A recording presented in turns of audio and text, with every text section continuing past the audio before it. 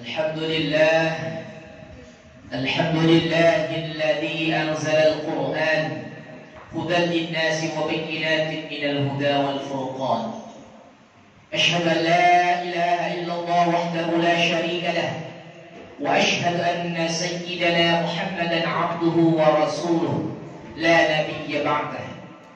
اللهم صل وسلم وبارك على سيدنا محمد وعلى آله وأصحابه أجمعين، أما بعد، فيا أيها المؤمنون أوصيكم ونفسي بتقوى الله وطاعته لعلكم تفلحون. وقال الله تعالى في القرآن الكريم: أعوذ بالله من الشيطان الرجيم، بسم الله الرحمن الرحيم. يا أيها الناس اعبدوا ربكم الذي خلقكم والذين من قبلكم لعلكم تتقون. وقال النبي صلى الله عليه وسلم: أدبوا أولادكم وأحسنوا أدبهم. صدق الله العظيم وصدق رسوله الكريم، ونحن على ذلك من الشاهدين والشاكرين، والحمد لله رب العالمين. Ma'asyiral muslimin rahimakumullah. Dalam kesempatan yang mulia ini, mari kita tingkatkan keimanan dan ketakwaan kita pada Allah Subhanahu wa taala dengan menjalankan segala perintahnya dan menjauhi larangannya. Dan dengan hadirnya kita di tempat yang mulia ini dalam rangka menjalankan kewajiban kita salat Jumat berjamaah, semoga Allah senantiasa melimpahkan keberkahan dan rahmatnya pada kita semua. Amin ya rabbal alamin. Ma'asyiral muslimin rahimakumullah. Saat ini kita berada di dalam bulan Ramadan, di mana pada bulan ini tiap amal ibadah yang kita kerjakan mendapatkan ganjaran pahala yang berlipat ganda dari Allah Subhanahu wa taala. Pada bulan ini juga disebut sebagai Syahrul Mubarak, yaitu bulan yang diberkahi oleh Allah Subhanahu wa taala. Apa kemuliaan yang Allah berikan pada bulan ini? Antaranya Allah memberikan kemuliaan pada bulan Ramadan ini karena pada bulan Ramadan Allah menurunkan kitab suci Al-Quran, di mana dalam sabda Rasulullah SAW, beliau bersabda, khairukum man ta'allama al-Quran wa 'allama. Orang yang paling baik di antara kalian adalah orang yang belajar dan mengajarkan Al-Quran. Dan mengenai keistimewaan Al-Quran ini tertulis dalam kitab I'anatul Talibin. Di situ disebutkan, wa ruya anna kullal kutub munazzalun minas sama'i ilal ardi mi'atun wa arba'ah. Wa ruya, dan riwayatkan bahwa Allah Subhanahu wa taala munazzalun minas sama'i ilal ardi mi'atun wa arba'ah, yaitu Allah menurunkan kitab suci dari langit ke muka bumi ini mi'atun wa arba'ah, yaitu sebanyak 104 kitab suci yang Allah turunkan. Yang pertama, situn ala syis, Allah menurunkan 60 kitab suci kepada Nabi Syis alaihissalam. Nabi Syis ini merupakan anak dari Nabi Adam alaihissalam. Allah berikan as-suhuf, masahif, lembaran, yaitu kitab suci sebanyak 60 kitab suci. Kemudian wa'ala Ibrahim salasun, Allah berikan kepada Nabi Ibrahim 30 kitab suci. Wa'ala Musa qabla Taurah 10. Kemudian Allah memberikan sebanyak 10 kitab suci kepada Nabi Musa alaihissalam sebelum Allah memberikan kitab Taurat. Sudah 100 kitab suci Allah berikan. Wa Taurat wa Zabur wal Injil wal Furqan.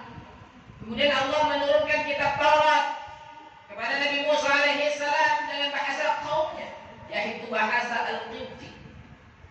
Waz-Zabur, Allah juga kemudian menurunkan kitab Zabur kepada Nabi Daud alaihissalam dengan bahasa kaumnya, yaitu bahasa Suriah. Wal Injil, dan kemudian Allah menurunkan kitab Injil kepada Nabi Isa alaihissalam dengan bahasa Ibrani, bahasa kaum Nabi Isa alaihissalam. Dan yang terakhir Allah menurunkan Al-Furqan kepada Nabi Muhammad sallallahu alaihi wasallam bil lughatil Arabi, dengan bahasa Arab, bahasa kaum dari Nabi Muhammad sallallahu alaihi wasallam. Al-Furqan merupakan nama lain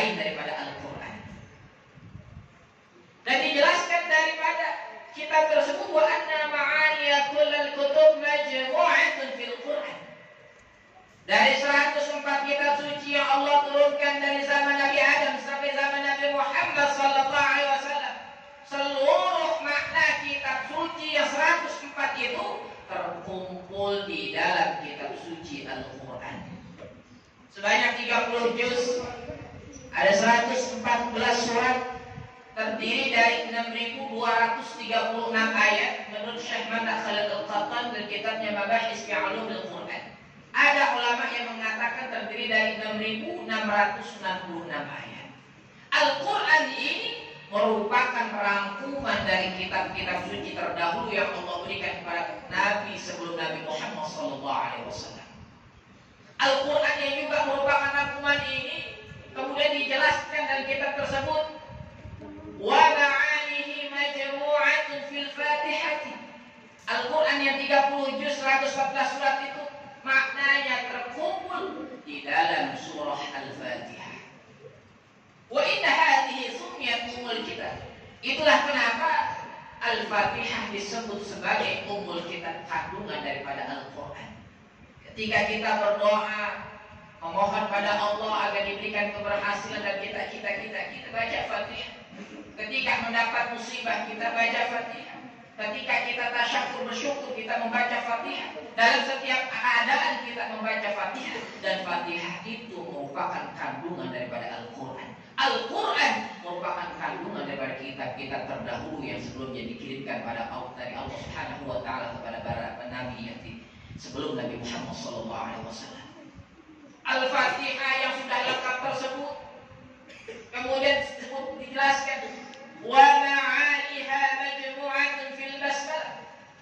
Fatihah yang sudah lengkap tersebut maknanya terkumpul, terangkum di dalam bacaan Bismillahirrahmanirrahim, ayat pertama daripada surah Al-Fatihah. Keistimewaan Bismillahirrahmanirrahim, bahkan banyak dari beberapa ulama yang menjelaskan tentang tafsir Bismillah tersebut, atau bahkan tafsir Bismillah itu yang walaupun sedikit tetapi memiliki makna yang begitu luas dan begitu dalam. Dan bahkan ada yang menafsirkan Bismillahirrahmanirrahim yang mencapai 600 halaman yang menjelaskan tentang makna Bismillah tersebut. Begitu luas maknanya Bismillah. Tiap pekerjaan yang kita kerjakan, walaupun itu bersifat duniawi, kita berangkat kerja, kita membersihkan rumah, walaupun itu bersifat duniawi, kalau kita awali dengan membaca Bismillah, maka pekerjaan tersebut bernilai pahala di sisi Allah Subhanahu wa taala. Ma'asyiral muslimin rahimakumullah. Bismillah yang sudah sedemikian rupa begitu singkat kita baca merupakan bagian doa pada Allah, mendapatkan pahala di sisi Allah Subhanahu wa taala. Kemudian apa? Wa ma'aniha majmu'atun fi ba'iha. Bismillahirrahmanirrahim itu maknanya terkumpul di dalam huruf ba-nya Bismillah. Bikana makana, biyakunu mayakunu. Sesuatu yang ada, yang telah ada karena Allah. Dan sesuatu yang akan atau saat ini ada, itu semuanya ada karena Allah. Artinya setiap huruf yang kita baca dari Al-Quran itu Allah berikan pahala yang melipat ganda. Terlebih lagi di bulan Ramadan ini Allah berikan keistimewaan bagi mereka yang mau membaca Al-Quran. Ma'asyiral muslimin rahimakumullah.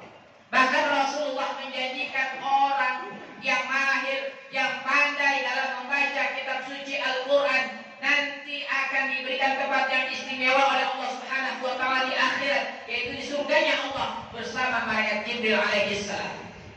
Dan mereka yang terbata-bata membaca Al-Quran, sulit membaca Al-Quran, tapi dia masih mau membaca Al-Quran, apa kata Rasulullah?